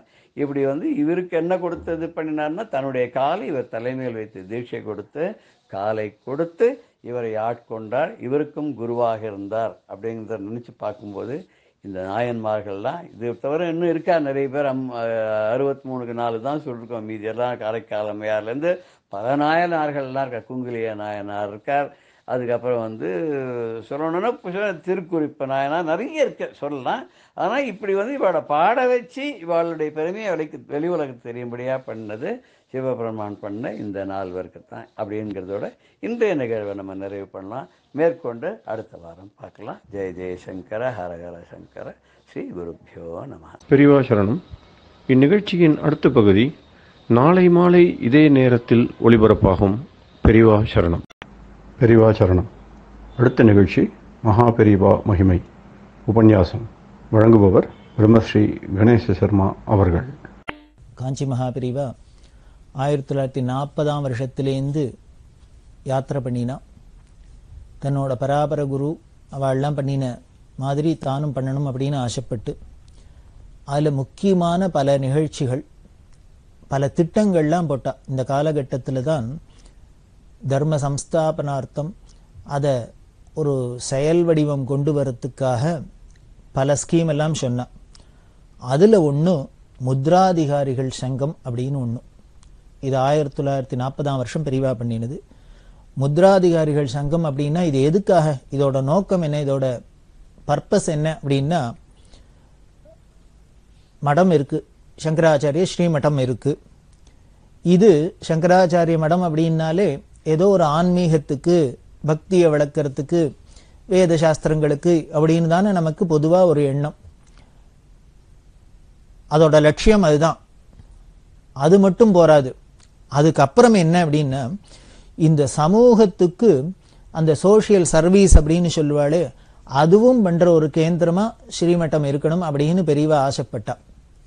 அந்த ஸ்பிரிச்சுவல் லைன்ல மட்டும் கான்சென்ட்ரேட் பண்ணி இந்த ஜனங்களுக்கு ஸ்பிரிச்சுவலா என்னென்ன வேணுமோ அதை கொடுக்கறதோட, இந்த பௌதீகமா இந்த லோக வாழ்க்கைக்கு, இந்த சமுதாயத்துக்கு ஒரு சர்வீஸ் மாதிரி பண்ணணும் அப்படின்லாம் பெரியவாளுக்கு தோணி, அதுக்கு என்ன பண்ணணும், அதை பண்ணணும் ஸ்ரீமட்டம் சார்பா பண்ணணும்னா இதை பண்றதுக்கு இனிமே அந்த பீடாதிபதிகளே இறங்கி வர முடியாது. அதுக்காக சில ரெப்ரசன்டேட்டிவ் வேணும், சில கைங்கரியம் என்ற தொண்டர்கள்லாம் வேணும். அதுக்காக தான் முத்ராதிகாரிகள் சங்கம் அப்படின்னு பெரியவா நிறுவித்து, அந்த முத்ராதிகாரிகள் சங்கம் என்னன்னா, ஸ்ரீமடத்துக்கும் மக்களுக்கும் பொதுஜனங்களுக்கும் ஒரு தொடர்பை ஏற்படுத்தணும், ஒரு லிங்க் வேணும். அதாவது மடம் பாட்டுக்கு தனியா இருக்கிறது, நாம பாட்டுக்கு தனியா இருக்கும், நம்ம பாட்டுக்கு ஏதோ நம்ம காரியத்தை பார்த்துட்டு இருக்கோம், குளிக்கிறோம், சாப்பிட்றோம், சம்பாதிக்கிறோம், கல்யாணம் பண்ணிக்கிறோம், குழந்தை பெற்றுக்கிறோம், போறோம் வரோம் அப்படின்னு இருக்கிறது. மடம் பாட்டுக்கு ஏதோ பூஜை பண்ணிட்டு இருக்கிறது, அதை பண்ணிட்டு அப்படின்னு இருந்தா இது பாட்டுக்கு தனியா அது பாட்டுக்கு தனியா இருந்து பிரயோஜனம் இல்லை. ரெண்டுத்துக்கும் ஒரு லிங்க் வரணும். அதுவும் எப்படி வரணும், கிராஸ் ரூட் லெவல்ல அப்படின்பா. சாமானிய ஜனங்களுக்கும் அந்த மடத்தோட தொடர்பு வரணும். இந்த மடம்ங்கிறது சாமானிய ஜனங்கள் லெவல்லையும் போகணும். ஏதோ படிச்சவாளுக்கு படிக்காதவாளுக்கு, இந்த ஜாதிக்கு அந்த ஜாதிக்குலாம் இருக்கக்கூடாது. எல்லாருக்கும், அத்தனை பேரும் நம்மளோட ஆச்சாரியால் நம்மளோட ஆச்சாரியால் நம்மளோட மடம் அப்படின்னு அந்த பாவம் வரணும். அதுக்கு ஒரு லிங்க் வரணும், தொடர்பு ஏற்படணும். அப்படிங்கிறதுக்காக தான் இந்த மடத்துக்கும் மக்களுக்கும் தொடர்பு வர்றதுக்காகத்தான் ஒரு ரெப்ரசன்டேட்டிவ்ஸா இந்த முத்ராதிகாரிகள் அப்படிங்கிறத நியமனம் பண்ணினா. இவா மதப்பணிகளோட சமூக பணியும் செய்யணும் அப்படிங்கிறது. இது என்ன அப்படின்னா, ஒவ்வொரு கிராமத்திலையும் இருக்கணும். எந்த கிராமத்துல போனாலும் அதுல காஞ்சி மடத்தோட முத்ராதிகாரிகள் அப்படின்னு ஒருத்தர் இருக்கணும், ஸ்ரீமடத்தோட பிரதிநிதியா. அவளோட காரியம் என்னன்னா, அந்த கிராமத்துல உள்ள ஆன்மீகமான சம்பந்தங்கள் என்ன, அந்த கோவில்ல பூஜை எல்லாம் நடக்கிறதா, அதுக்கு உண்டான கும்பாபிஷேகம் நடக்கணுமா, என்னென்ன பண்ணணும், சாஸ்திரோக்தமா என்னென்ன பண்ணணும், அதுக்கு மடத்திலேருந்து என்னென்ன போய் கேட்கணும், அவ என்னென்னலாம் கொடுப்பா, இதுக்கு இன்னும் என்னென்னலாம் பண்ணணும் அப்படிங்கிறது. அங்கே வேத சாஸ்திர பாடசாலைகள் இருக்கா, அது ஒழுங்காக நடக்கணும். இது மாதிரி எதுவாக இருந்தாலும் சரி, ஸ்பிரிச்சுவலா இருந்தாலும் சரி, இன்னும் வேற எந்த விஷயங்களா இருந்தாலும், அந்த ஜனங்களுக்கு சாஸ்திரத்துல சந்தேகம் வரும், அது வரும், இது வரும், இதெல்லாம் கேட்டு நிவர்த்தி பண்றது, இது எல்லாத்துக்கும் இந்த முத்ராதிகாரிகள் தான் அங்கே ரெப்ரசன்டேட்டிவ். அவ ஒவ்வொரு கிராமத்திலையும் அந்த கிராமத்தை சேர்ந்தவாளையே ஸ்ரீமடத்திலேருந்து அவ நியமனம் பண்ணுவா. நியமனம் பண்ணி அவளுக்குன்னு அதுக்குன்னு சில விஷயம்லாம் வச்சிருந்தா, அவளுக்கு ஒரு தடி ஒன்றும், அந்த டவாலி மாதிரி ஒன்று இருக்கும், ஸ்ரீமடம் முத்ராதிகாரி, இதெல்லாம் போட்டுக்கணும். அவ வச்சுண்டு அந்த ஜனங்களுக்கும் மடத்துக்கும், அந்த ஜனங்கள் சொல்றதெல்லாம் மடத்துல சொல்லணும், மடத்திலேருந்து பெரியவா என்ன சொல்றாளோ அதை அந்த ஜனங்களுக்கு கன்வே பண்ணணும். இதுதான் அவரோட வேலை. இது முத்ராதிகாரிகள் நியமனம் பண்றா. அவருக்கு உதவியா இன்னொரு உபமுத்ராதிகாரி, பிரசிடென்ட், வைஸ் பிரசிடென்ட் அப்படின்னு இருக்கிறாப்புல முத்ராதிகாரி, அவரால் போக முடியாத சமயத்துல அவருக்கு பதிலா இன்னொருத்தர் இருக்கணுங்கிறதுனால உபமுத்ராதிகாரி, அவரை நியமனம் பண்றது. இந்த முத்ராதிகாரி உபமுத்ராதிகாரிகளுக்கெல்லாம் உதவியா தொண்டர்கள், சில வாலண்டியர்ஸ் இவாழ்லாமும் இருக்கணும் அப்படின்னு இதைத்தான் இந்த முத்ராதிகாரிகள் சங்கத்தோட செட்டப் இப்படி பெரியவா நியமனம் பண்ணினா. யோஜனை பண்ணி பாருங்க, என்ன ஒரு சிஸ்டம், என்ன ஒரு தீர்க்க தரிசனம், என்ன ஒரு ஃபுல் ப்ரூஃப் சிஸ்டம் அப்படின்னு சொல்லுவாள். அது மாதிரி ஒரு சிஸ்டம் பெரியவா பண்ற காரியம் எல்லாமே இப்படித்தான் இருக்கும். அப்புறம் இந்த சங்கத்துக்கு என்ன பண்ணுவேன்னா, ஒவ்வொரு கிராமத்திலையும் இருக்கு இல்லையா, இது எல்லாத்துக்கும் ஒரு கோஆர்டினேஷன் கமிட்டி மாதிரி என்ன பண்ணான்னா, மத்திய ஆலோசனை கமிட்டி அதை ஒன்று நிறுவப்பட்டது. இந்த சென்ட்ரல் மத்திய ஆலோசனை கமிட்டிக்காரெல்லாம் தான் இந்த முத்ராதிகாரெல்லாம் தொடர்பு வச்சுட்டு அவ என்ன பண்ணுவா, அந்த சென்ட்ரல் கமிட்டிக்கு பெரியவா என்னென்னலாம் அட்வைஸ் பண்ணுவா, அவ பெரியவாள்கிட்ட சொல்லுவா. உடனே அவ அந்த கமிட்டிக்கு சொல்ல, அந்த கமிட்டிக்காரெல்லாம் முத்ராதிகாரிகள் சொல்ல, அது ஜனங்களுக்கு போய் சேரும். அதே மாதிரி ஜனங்கள் சொல்றதெல்லாம் முத்ராதிகாரிகள்கிட்ட வந்து இந்த கமிட்டிக்கு வந்து பெரியவாள்கிட்ட வந்து இப்படி அந்த ரூட் அழகா அப்படி வராப்புல பண்ணியிருந்தா. அதுக்கு ஒரு சென்ட்ரல் ஆலோசனை கமிட்டி ஒன்று நிறுவப்பட்டது. இந்த சங்கம் எஃபெக்டிவா செயல்படணுமே, இது மாதிரி செட்டப்லாம் பண்ணிட்டா போருமா என்ன, அதுக்கு எப்படி எஃபெக்டிவா வேலை செஞ்சா என்னென்ன காரியங்கள்லாம் பண்ணா இது நாம உத்தேசிச்ச பலன் கிடைக்கும் அப்படின்னு நமக்கு தெரியணுமே, அதுக்கு ஒரு சட்டத்திட்டம் வேணுமே. அதுக்காக சில விதிகள்லாமும் ஏற்படுத்தப்பட்டது. அந்த சங்கத்தோட நோக்கம் பல நோக்கங்கள், அதுல முக்கியமான சிலது என்ன அப்படிங்கறத அவசியம் பார்ப்போம். அந்த சங்கம் நிறுவனத்தே அதுக்கு சில விதிமுறைகள்லாம் ஏற்படுத்தப்பட்டது, அதோட நோக்கங்கள்லாம் சொல்லப்பட்டது. அது என்னங்கிறத அவசியம் பார்க்கணும். அதை நான் அப்படியே சொல்றேன், கேட்டாலே ஆச்சரியமா இருக்கும். இது எவ்வளவு முக்கியம் அப்படிங்கிறது தெரியும். முதல் முக்கியமான நோக்கம், சமூக சேவையில கிராம மக்கள்லாம் ஒத்துமையா சேவை பண்ணணும். எந்த ஒரு காரியம் பண்ணினாலும் சரி, ஒரு கிராமத்துல யாரா இருந்தாலும் இந்த ஊர் ஜனங்கள் எல்லோரும் அந்யோன்யமா ஈடுபடணும். அவாவா குடும்ப காரியத்தை அவாவா பாத்துக்கிற. ஒரு குடும்பத்திலேயே பார்த்துங்களேன், 4 பேர் 10 பேர் இருந்தோம் அப்படின்னா, ஒரு வீட்டுல சமையல் ஆகணும், சாப்பாடு ஆகணும், எல்லாரும் சௌக்கியமா நிம்மதியா இருக்கணும் அப்படின்னா, அதுக்கு அந்த குடும்பத்தில் இருக்கிற எல்லாரும் ஒத்துழைச்சாதான் அந்த வீடு அமைதியா இருக்கும், இந்த காரியங்கள்லாம் நடக்கும். அப்படின்னா ஒரு குடும்பத்துக்கே எப்படின்னா, ஒரு கிராமமே அமைதியா இருக்கணும், எல்லாரும் சௌக்கியமா இருக்கணும்னா அவ எல்லாரும் ஒருத்தருக்கு ஒருத்தர் ஒரு அண்டர்ஸ்டாண்டிங், ஒரு கோஆர்டினேஷன், ஒரு பிரியம், இதெல்லாம் இருக்கணும் இல்லையா? அப்படி இருந்தாதானே முடியும். அதுதான் முதல் நோக்கம். சமூக சேவையில இந்த முத்ராதிகாரிகள் நியமனத்துல முதல் நோக்கமே என்னென்ன, கிராம மக்கள் அத்தனை பேரும் ஒத்துமையோட சர்வீஸ் பண்ணணும். சர்வீஸ்னா என்ன, அவாவா டியூட்டியை செய்யணும். அவாவாளுக்குன்னு என்ன சொல்லப்பட்டிருக்கோ விதிக்கப்பட்டிருக்கோ அதுல தவறாத செய்யணும். இது முக்கிய முதல் நோக்கம். இப்படி ஒவ்வொரு கிராமமும் இருந்துட்டா, எப்படி ஒரு கிராமத்துல 10 வீடு இருந்தா 10 வீடும் அவாவா டியூட்டியை பார்த்துட்டு அவாவா காரியத்தை பார்த்துட்டு ஒழுங்கா இருந்துட்டா அந்த கிராமமே அமைதியா இருக்கு, சௌக்கியமா இருக்கோ, அதே மாதிரி ஒவ்வொரு கிராமம் இருந்துட்டுனா இந்த நாடே சௌக்கியமா இருக்கும். ஒவ்வொரு நாடும் இருந்துட்டா இந்த உலகமே சௌக்கியமா இருக்கும். இதான் முதல்ல சொன்னேன், கிராஸ் ரூட் லெவல்லேருந்து பெரியவா எப்படி இந்த தர்மத்தையும் இந்த பக்தியும் இதெல்லாம் கொண்டு வராங்கிறதுக்கு இதெல்லாம் சாட்சி. ரெண்டாவது, நம்ம தேசத்துல அநேகமா கோவில் இல்லாத கிராமங்களே கிடையாது. நிச்சயமா சொல்லலாம், எல்லா கிராமத்திலையும் கோவில் இருக்கும். அதுவும் தமிழ்நாட்டை பொறுத்த வரைக்கும் பார்த்தீங்கன்னா, பெரியவா சொல்லுவா, உலகத்துல மொத்தம் எத்தனை கோவில் இருக்கோ அத்தனை கோவிலையும் கணக்கெடுத்து தமிழ்நாட்டில் இருக்கிற கோவிலையும் பார்த்தீங்கன்னா, உலகத்துல உள்ள மொத்தம் உள்ள கோவில்ல முக்காவாசி தமிழ்நாட்டிலேயே இருக்கும் அப்படின்னு. இந்த தமிழ்நாடுங்கிறது, தமிழ் மண்ணுங்கிறது ஸ்ரீமத் பாகவதத்திலேயே சொல்றது.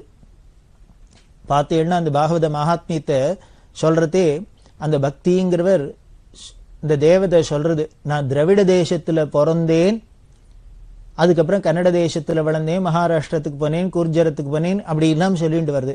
அதுல இந்த பக்தியோட பிறப்பிடம் எதுன்னு பக்தியே சொல்றது பாத்ம புராணத்துல சொல்றதுதான் ஸ்ரீமத் பாகவத்துல வருது. எங்கன்னா திராவிட தேசத்துல பிறந்தேன் அப்படின்னு சொல்றது. இதுலேருந்தே தெரியறது பக்திங்கிறது பிறந்த மண்ணே தாய் வீடே தமிழ்நாடு தான் அப்படின்னு தெரியுது.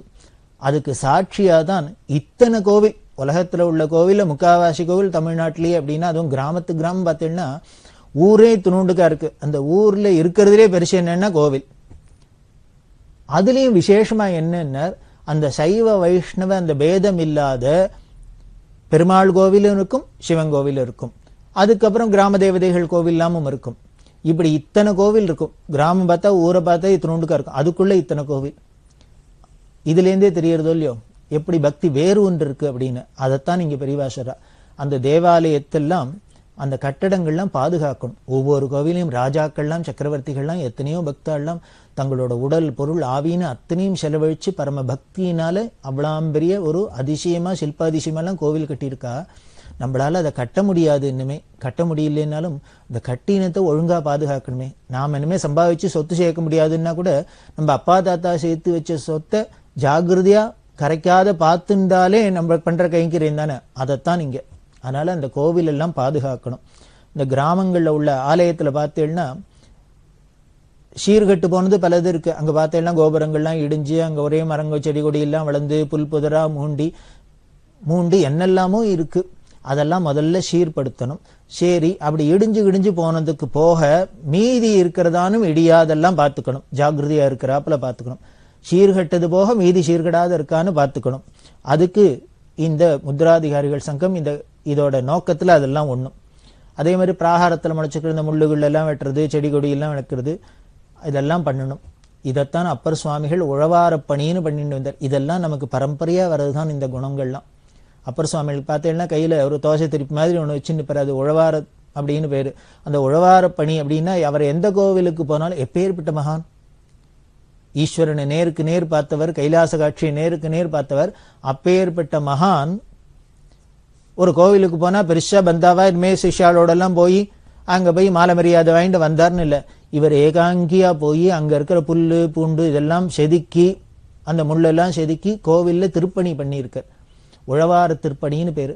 இப்போ பல இளைஞர்கள்லாம் பல ஊர்ல பல சங்கங்கள்லாம் வச்சுன்னு இந்த உழவார திருப்பணிலாம் ரொம்ப சிறப்பாவே பண்ணிட்டு வர, அதிசயமா இருக்கு. அப்படி எல்லாம் பண்ணணும். அதுதான் இதோட 2வது நோக்கம். அதே மாதிரி 3வது ஆலய நிர்வாகம். நமக்கு சுதந்திரத்துக்கு அப்புறம் இந்த ஆலய நிர்வாகம்லாம் ஏதோ அரசாங்கத்து பார்வைக்கெல்லாம் போயிடுத்து, அவ கைக்கு போயிடுத்து. அரசாங்கத்துல அரசியலாக தான் நாம எவ்வளவோ நல்லதையும் பார்க்கிறோம், கெட்டதையும் பார்க்கிறோம். நல்லதை விட கெட்டதுதான் ஜாஸ்தி பார்க்கிறோம். அப்படி இருக்கிறதுனால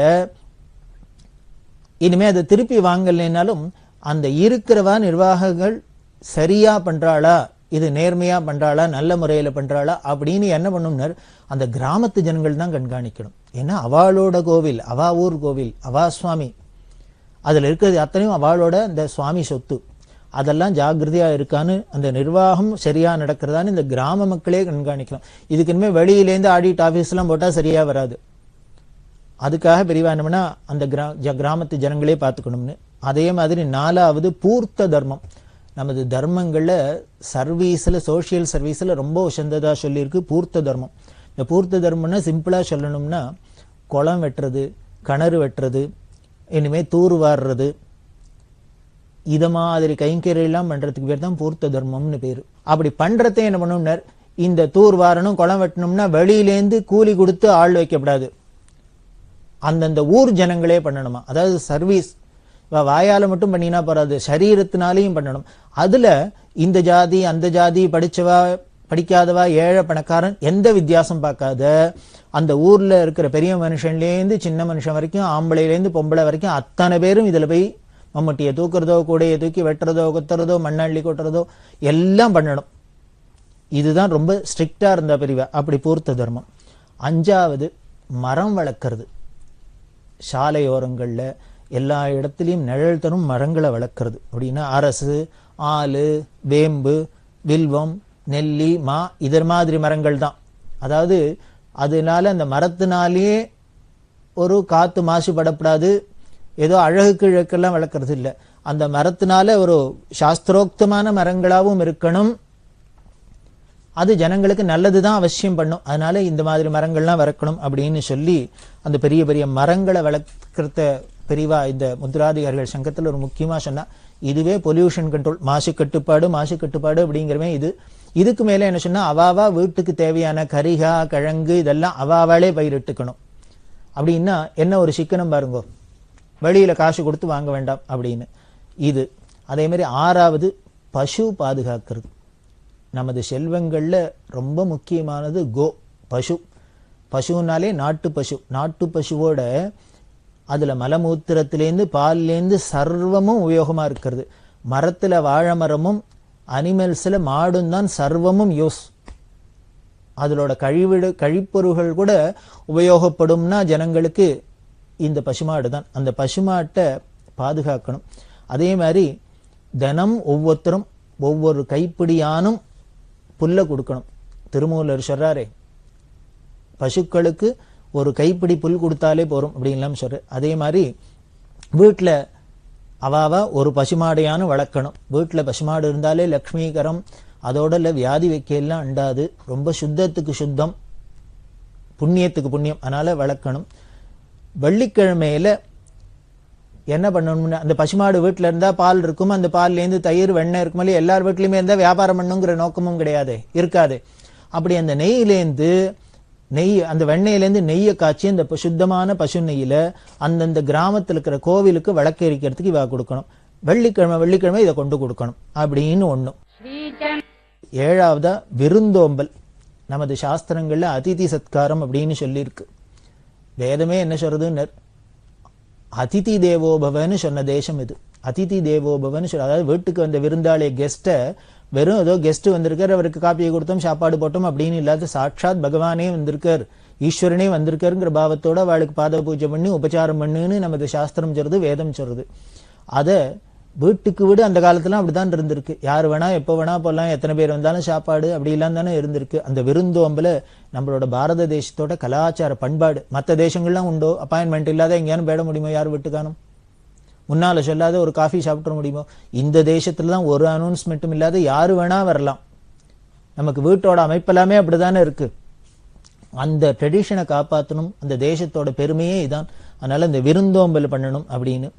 பசி கொடுமைக்கு மேல பெரிய கொடுமை கிடையாது. இந்த பசி கொடுமையினாலதான் இத்தனை திருடு களவு முதலான எல்லா தோஷங்களும் நடக்கிறது. அதெல்லாம் போகணும்னா இந்த விருந்தோம்பல் இருந்ததுனாலே போறோம்.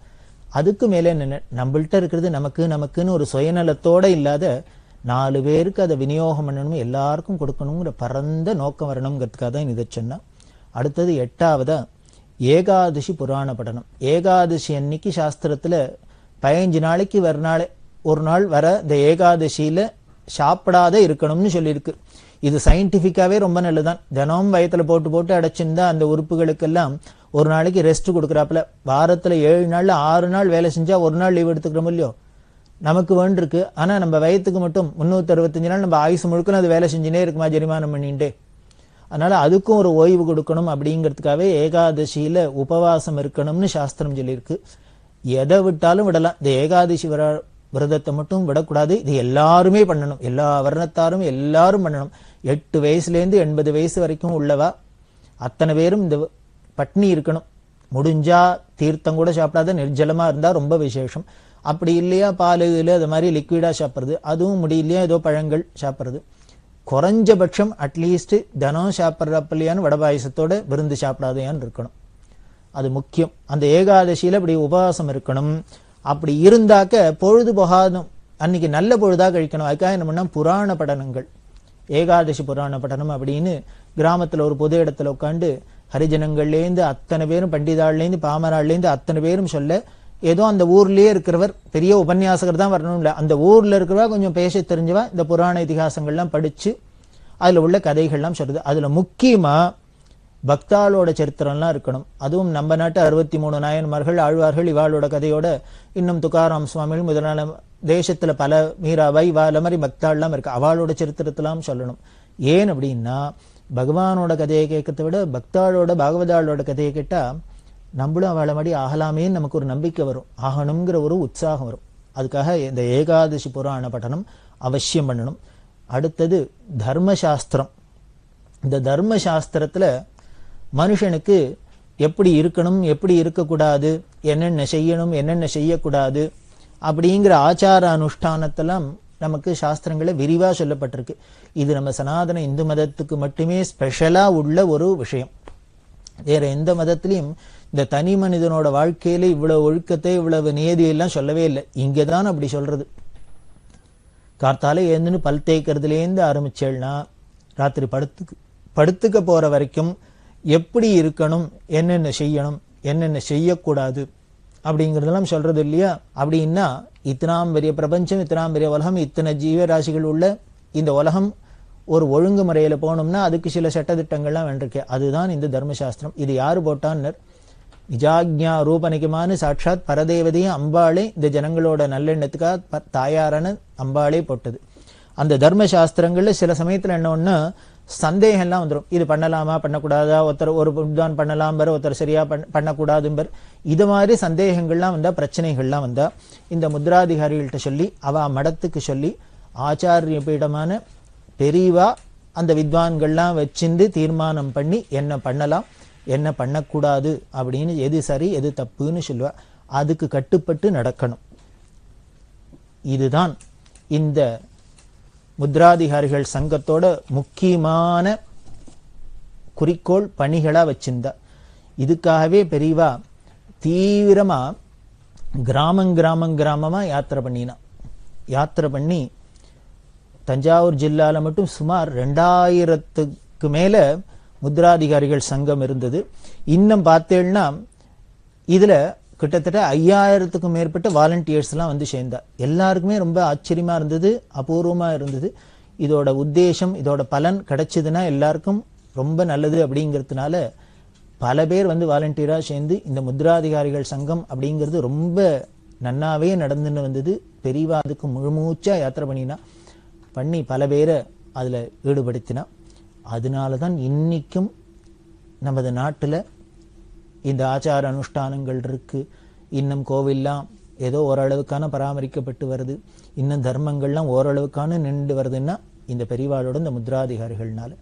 இப்படி இன்னும் பல திட்டங்கள்லாம் போட்டு சொல்லியிருக்கா பெரியவா. அதெல்லாம் நாம பின்னால விவரமா பார்க்கலாம். பெரியவா சரணம். இந்நிகழ்ச்சியின் அடுத்த பகுதி நாளை மாலை இதே நேரத்தில் ஒளிபரப்பாகும். பெரியவா சரணம். பெரியவா சரணம். அடுத்த நிகழ்ச்சி திருவாசக இன்னிசை.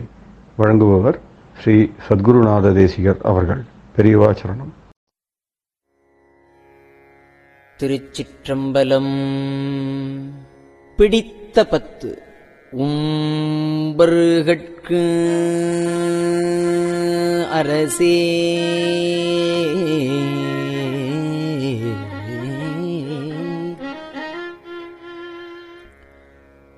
ஒழிவர நிறைந்த யோகமே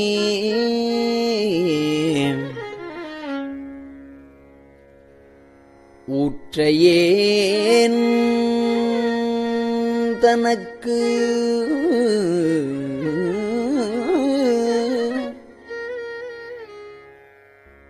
வம்பன பழுத்து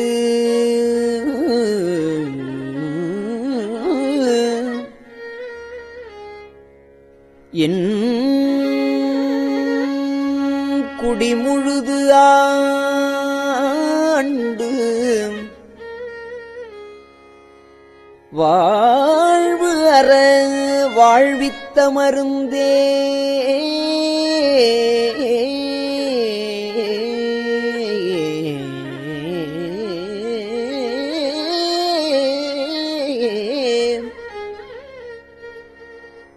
செம்பொருள் துணிவே சீருடைக்கழலே செல்வமே சிவபெருமானே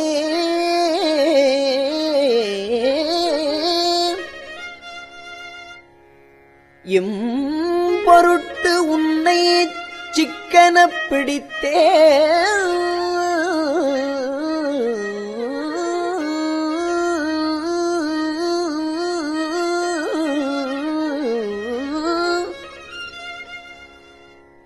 எங்கு எழுந்து அருளுவது இனியே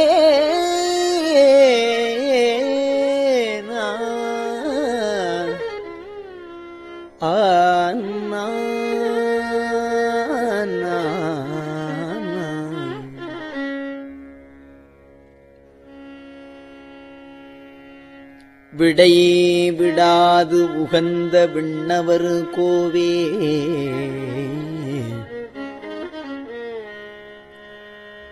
வினயனேனுடைய மெய்ப்பொருளே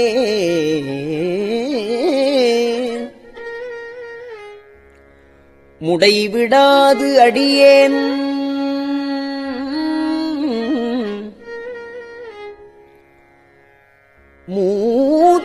மூத்தரமண்ணாய் முழுப்புழு குரம்பயிற்கிடந்து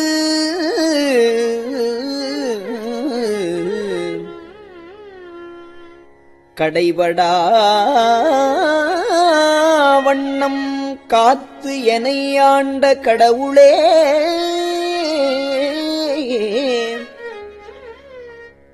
கடவுளே கருணைமா கடலே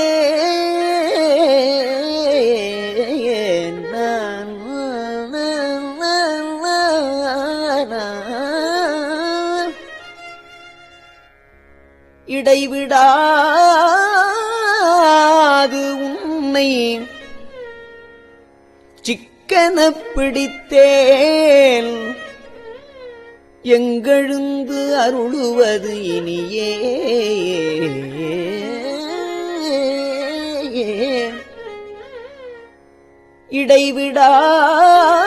இடைவிடாது உன்னைச் சிக்கனப் பிடித்தேன்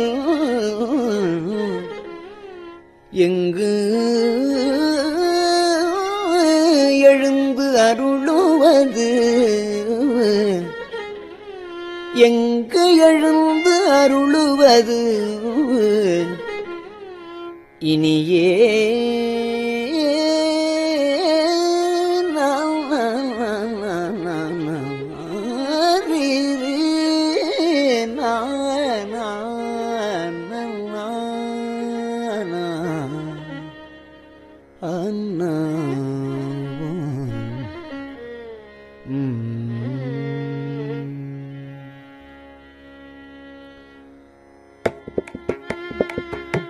அம்மையே அப்பா ஒப்பிலாமணியே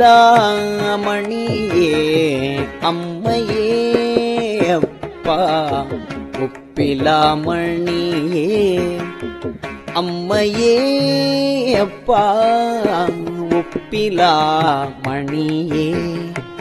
அன்பினில் விளைந்த ஆரமுதே அம்மையே அப்பா ஒப்பிலாமணியே அன்பினில் விளைந்த ஆரமுதே அன்மையே அப்பா ஒப்பிலாமணியே அன்பினில் விளைந்த ஆரமுதே பொய்மையே பெருக்கி பொய்மையே பெருக்கி பொய்மையே பெருக்கி பொழுதினை சுருக்கும் பொய்மையே பெருக்கி பொழுதினை சுருக்கும் புழுத்தலை புலையனேன் தனக்கு செம்மையே ஆய சிவபதம் அளித்த செல்வமே சிவபெருமானே செம்மையே ஆய சிவபதம் அளித்த செல்வமே சிவபெருமானே இம்மையே உன்னை சிக்கன பிடித்தேன்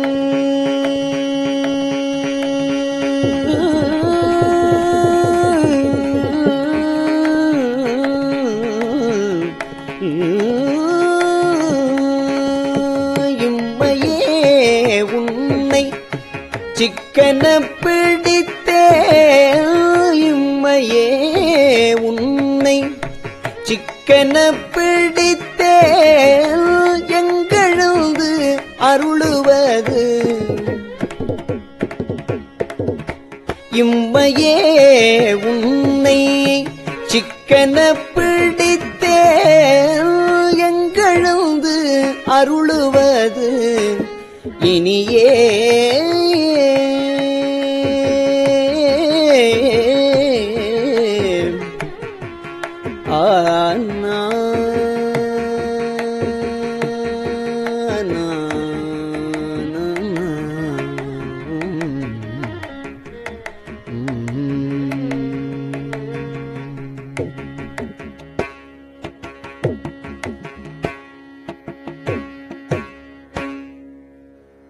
அருளுடை சுடரே அழிந்ததோர் கணியே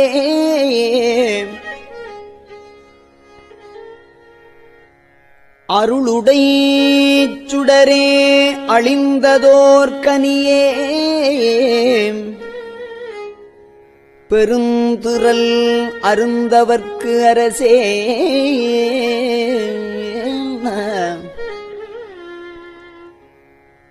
பொருளுடை கலையே புகழ்ச்சியை கடந்த போகமே யோகத்தின் பொலிவே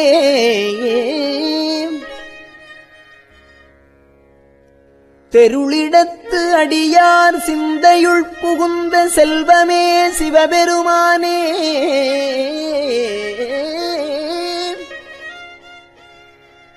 இருளிடத்து உன்னை சிக்கனப் பிடித்தேன் எங்கெழுந்து அருளுவது இனியே ஒப்பு உனக்கு இல்லா ஒருவனே அடியேன் உள்ளத்துள் ஒளிர்கின்ற ஒளியே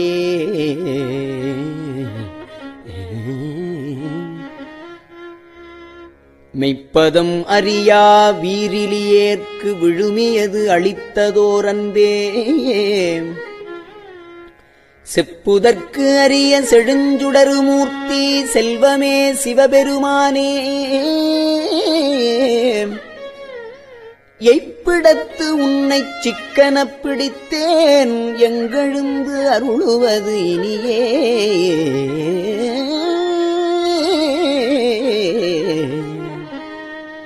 அறவையேன் மனமே கோயிலாக் கொண்டு ஆண்டு அளவிலா ஆனந்தம் அருளி பிறவி வேறறுத்து என் குடிமுழுது ஆண்ட பிஞகா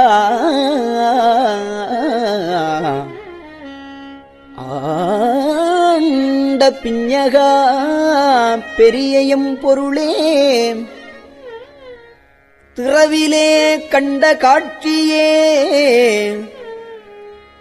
அடியேன் செல்வமே சிவபெருமானே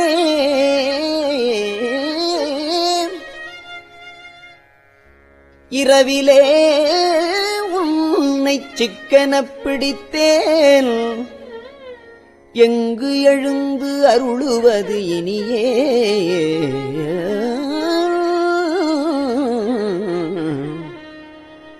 பாச வேறறுக்கும் பழம்பொருள் தன்னை பற்றுமாறு அடியனேற்கு அருளி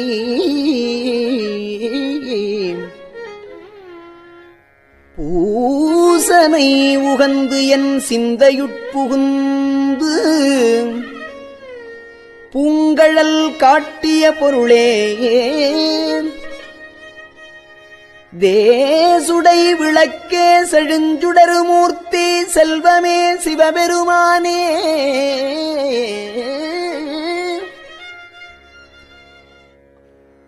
ஈசனே உன்னை சிக்கனப் பிடித்தேன் எங்கு எழுந்து அருளுவது இனியே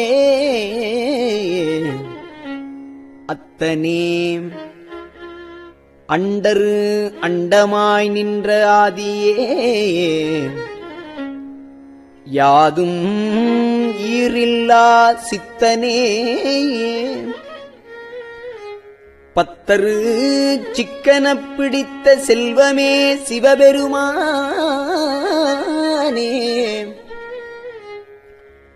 பித்தனே எல்லா உயிருமாய் தழைத்து பிழைத்து அவை அல்லையாய் நிற்கும் எத்தனே உன்னைச் சிக்கனப் பிடித்தேன் எங்கெழுந்து அருளுவது இனியே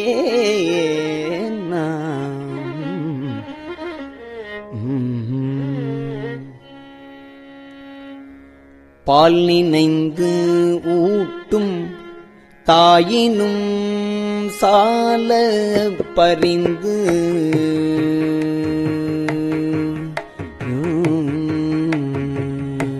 பால் நினைந்து ஊட்டும் தாயினும் சால பரிந்து நீ பாவியேனுடைய ஊனினை உருக்கி உள்ளொளி பெருக்கி ஊனினை உருக்கி உள்ளொளி உள்ளொளி பெருக்கி உலப்பில ஆனந்தமாயே தேனினைச் சொரிந்து புறம் புறம் திரிந்த செல்வமே சிவபெருமானே தேனினைச் சொரிந்து புறம் புறம் திரிந்த செல்வமே சிவபெருமானே யானுனை தொடர்ந்து சிக்கன பிடித்தேன் யானுனை தொடர்ந்து சிக்கன பிடித்தேன் எங்கெழுந்து அருளுவது யானுனை தொடர்ந்து சிக்கன பிடித்தேன் எங்கெழுந்து அருளுவது இனியே எங்கெழுந்து அருளுவது இனியே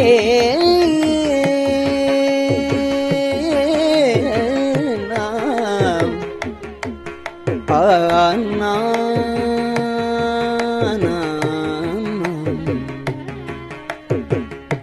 புன்புலால் யாக்கை புரை புரை கனிய பொன்னடுங் கோயிலா புகுந்து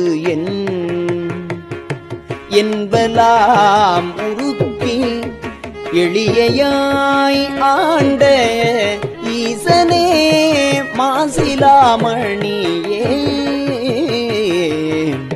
துன்பமே பிறப்பே இறப்பொடு மயக்காம் தொடக்கலாம் அறுத்தனர் ஜோதி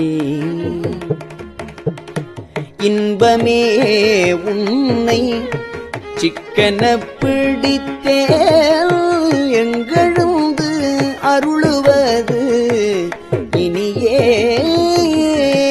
இன்பமே உன்னை சிக்கன பிடித்தே எங்கெழுந்து அருளுவது இனியே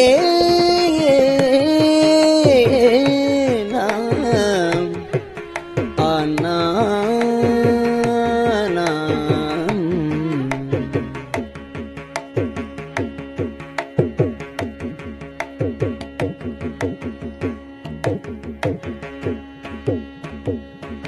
திருச்சிற்றம்பலம்.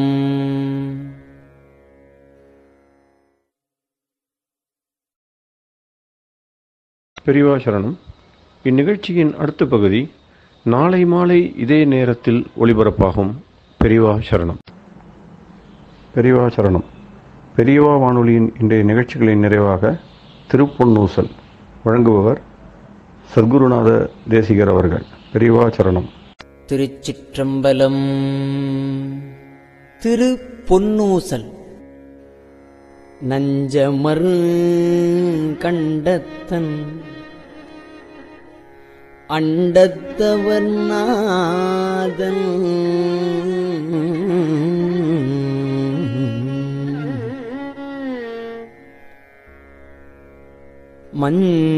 மஞ்சுதோய் மாடமணி உத்தரகோசமங்கை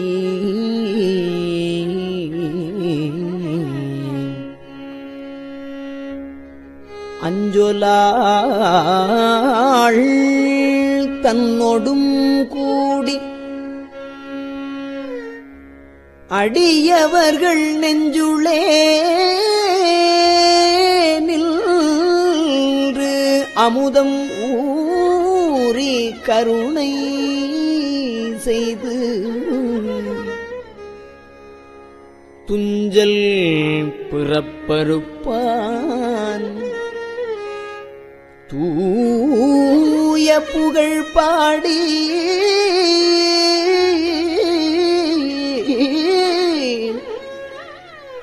புஞ்சமார்வள் வளையே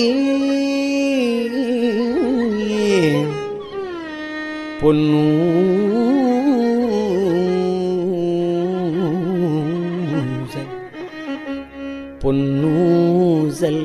பாடாமோ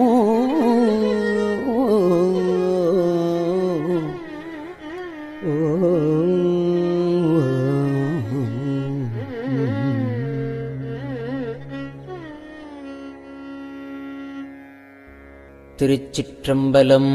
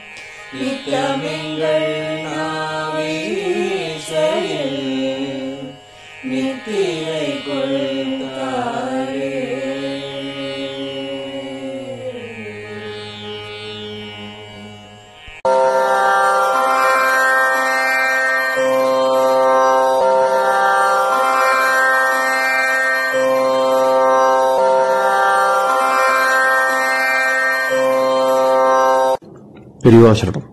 பெரியவா வானொலியின் மாலை நிகழ்ச்சிகள் இத்துடன் நிறைவடைகின்றன. எமது அடுத்த ஒளிபரப்பு நாளை காலை இந்திய நேரப்படி 6 மணிக்கு துவங்கும்.